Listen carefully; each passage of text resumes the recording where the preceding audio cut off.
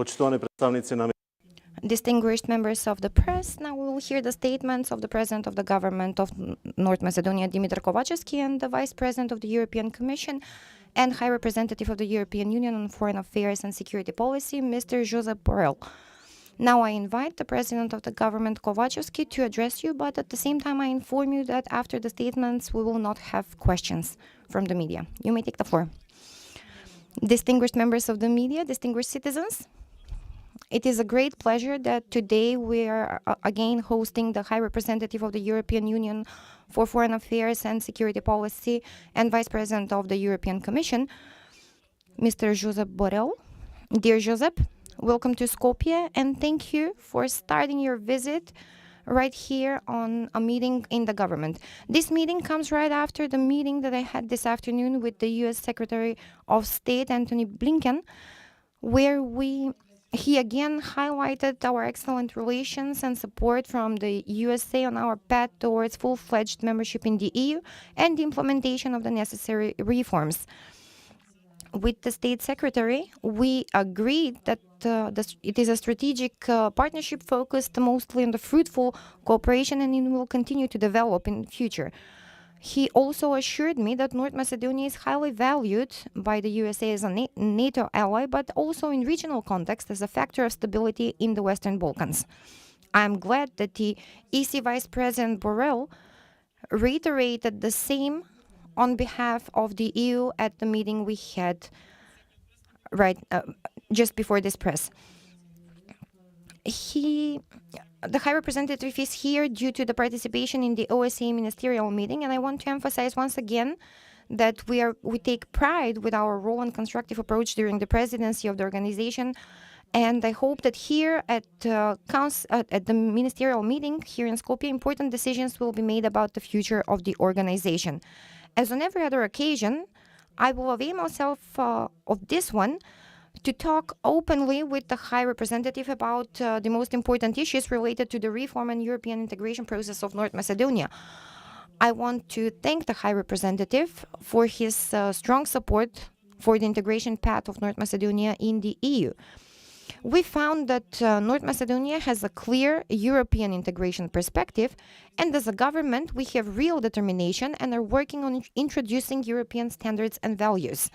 We are a government that the international community considers to have strengthened democracy, strengthened the rule of law, made progress in the reform of the justice system, and developed a solid market economy, as indeed befits a country that should be part of the great European family. This can be seen from the screening process. We have quality presentations in all chapters, and the comments from the European Commission to our distinguished guest, Mr. Borrell, are excellent. North Macedonia has a good percentage of compliance in the legal framework and in the adoption of the laws. The report on the screening process will be a roadmap with which will strengthen the focus in the reform of the public administration, the mechanisms for the rule of law, and, of course, the fight against corruption and enhancement of the market economy in the country. The screening process proceeded at a predictable pace. We maintained momentum throughout the process and expect it to be completed next week. As a government, we did not allow the internal political disputes to sideline the reforms needed to approximate EU standards and laws, nor to make this process difficult, which was successfully led by the Deputy Prime Minister on Euro-integrations, together with his colleagues, but also all other stakeholders from the ministries and state institutions who took part in the screening process that lasted throughout the last period in Brussels. We both clearly agree that our EU integration must continue.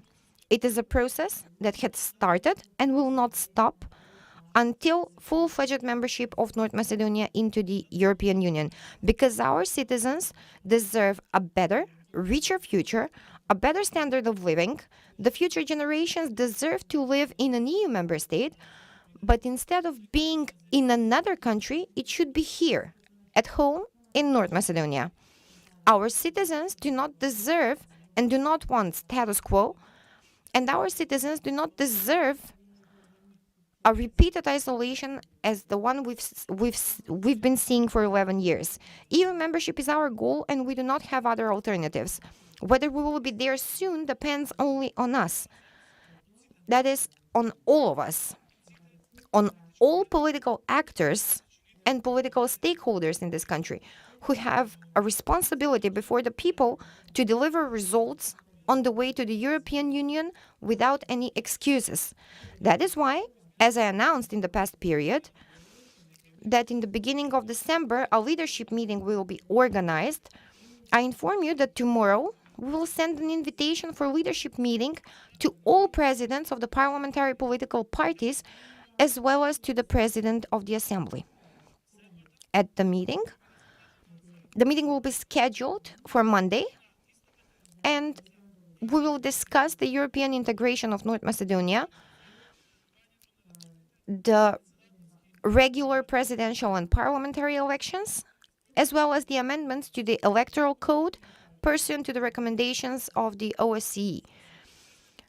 With the High Representative, we also discussed the development plan of the European Union for the Western Balkans, and we agreed that it will give a new, strong impetus to the European integration process. The plan requires continuation of the reform processes that are ahead of us, and for which we have the political will, knowledge, and capacity to fulfill them. The plan offers excellent opportunities for the countries in the accession process, and we plan to work with the aim of making maximum use of the funds it makes available, because it provides better integration of the region, acceleration of the reforms, and acceleration of the common European market before being part of the EU. I informed the High Representative that immediately after the formal presentation of the plan, we actively worked on creating a structure for its implementation, and we had a very important coordination meeting with representatives from the neighboring countries 2 weeks ago here in Skopje. I've said on many occasions, and at the risk of repeating myself, I will now underline again that the European integration are very important for the economic development of the country, because they provide access to financial resources, but also development of the economy, development of the social security and democracy as our citizens want, and as they will have by 2030. The grants and the macro-financial support from the EU have allowed us significant development so far. With EU membership, the results will be even better. Growth of the GDP, multifold increase of the standard of living, the salaries, increase of the investments, increase of the number of companies, everything what we see in the countries that were not members of the EU and now are countries that were behind us in many parameters and now are ahead of us, only because they are part of the European Union and only because they have the opportunity to live and work on the common market of 500 million people. Therefore, I call for our strategic goal, membership in the great European family by 2030, to be placed above any party or personal goal, and in the coming period to realize all the necessary activities with the aim of further increase in the dynamic of our accession process to the European Union. Thank you. Once again, I extend my gratitude to Josep Borrell, who started his visit at the annual conference of the OSCE right here in the government on a bilateral meeting with me and on this very important press conference. Thank you.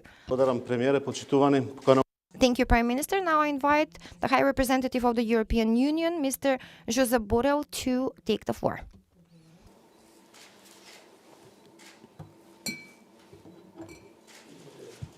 Thank you, Prime Minister Kovachevski. I'm happy to be in North Macedonia again. I am becoming a frequent traveler because I was here in spring when we held the European Union North Macedonia Stabilization and Association Council, and for the European Union facilitated dialogue between Serbia and Kosovo that you kindly allow us to hold in Ohrid. It was, for me, a fantastic experience to discover this beautiful place. I hope I will be able to attend this summer, next summer, the horrid meeting. But today I am here, back, to the ministerial meeting of the OSCE that you are hosting here in North Macedonia. The OSCE remains, in spite of all the troubled times we are living, an important partner, or maybe because we are living in troubled times is more important, an important partner organization and a forum for exchange for the European Union. We value a lot the role of the OSCE, especially on those times. The OSCE is the only platform where our common European security architecture is and should be discussed. Despite the attempts by Russia to undermine the OSCE, to undermine its fundamental principles and the existing security arrangements. I understand the unease of some participating states about your decision to allow Russia Foreign Minister Lavrov to participate. I understand because with its legal war against Ukraine, Russia is violating the United Nations Charter, is violating the same principle of the OSCE, and violating international law at large. And for that, it is facing international sanctions and international isolation. Yet, your decision to allow Lavrov to participate is in line with our common objective to keep multilateralism alive. And Lavrov needs to hear again from everyone why Russia is being condemned and isolated. It will be a good occasion for him to listen directly from the participants on this meeting why Russia is being condemned and isolated. And then he will be able to come back to Kremlin and report to the Kremlin master that the European Union and the OSCE remains united in deploring Russia's aggressive, unlawful behavior. It is going to be at least useful from this point of view. On the other hand, it is essential for the Ministerial Council to ensure that the OSCE has all the necessary means at its disposal to function effectively.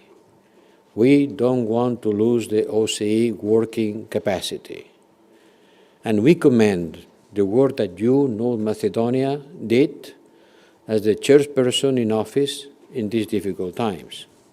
You did well, and you deserve thanks for that. I welcome the proposal that Malta will be the chairman in office for 2024, and I am looking forward for the adoption of this decision by the Ministerial Council during this meeting here in Skopje. You know that the European Union stands with Ukraine because Ukraine's fight is not only to restore its sovereignty and territorial integrity, its fight is also for the peace and the stability in Europe. And when I'm saying stability and peace in Europe, I am including the Western Balkans.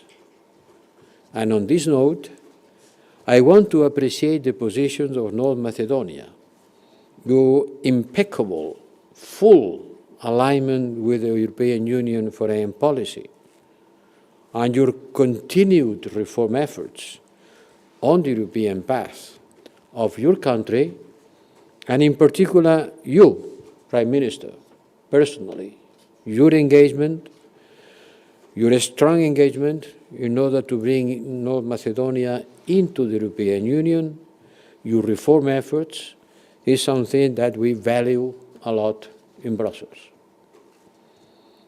As you said, the screening process will soon be over, and I have to commend your civil servants, not only you personally, but the whole administration of North Macedonia. A lot of people, the civil servants who are doing a hard work in order to make this process possible. This is the investment in the future of your country, You are working not for your particular political party, but for the country. Going into the European path is something that should be above the inter-party competition. It should be considered as a national endeavor, and all of them should be pushing for that. It is something that the country needs. And in order to progress in the accession negotiations, it will be crucial to build cooperation, to avoid political divide, at least on the European Union matters. I understand that you may disagree on many things. That's what democracy is about, presenting to the citizens different proposals. But there should not be a political divide on European Union matters. If you want to go into the European Union path, you have to complete the process of adopting the constitutional amendments and to advance in key reforms. These are in the interest of all citizens of this country. It is not something that benefits one political party in particular. It benefits the whole people. It benefits North Macedonia as a country. And I hope that the last week adoption of a new parliamentary rules of procedure with a full cross-party support, as I understand, everybody was on board, is a good precedent. And I hope it will be followed by further positive steps for the life of this Parliament and on the basis of the new rule book in the next Parliament, after the election, wherever and whenever they take place. Allow me finally to remember, or to remind to you and to North Macedonia, that recently the European Commission, that I had the honor to vice chair, proposed a new growth plan for the Western Balkans. And I hope that North Macedonia will seize this substantial opportunity that this plan offers to boost economic growth, to boost jobs, and improve living standards through the access to parts of the European single market, even before joining the European Union. You have the opportunity of joining, having access to important parts of the European single market, which will be one of the most important economic advantages of being member. So even before member, you can access to parts of these advantages. This is an occasion that you should seize. And for that, you have our full support. You have our full support. And we will remain on your side, I mean on the side of the North Macedonia government, to accompany you as you move forward towards the final goal, which is the European Union membership. North Macedonia belongs to the European community, which is a community of values, not only a community of interest, it's a community of values. And I am in charge of representing both the values and the interests of the European Union in the world. And from my strong understanding and my strong convincing that North Macedonia belongs to the European Union, I can only encourage you to continue the work you are doing in order to get full membership and in the meantime the advantages of this growth plan. Thank you. Благодарам. Како што најавив, не се предвидени новинарски. Thank you. As I said, we will not have questions from the media. Thank you for your presence.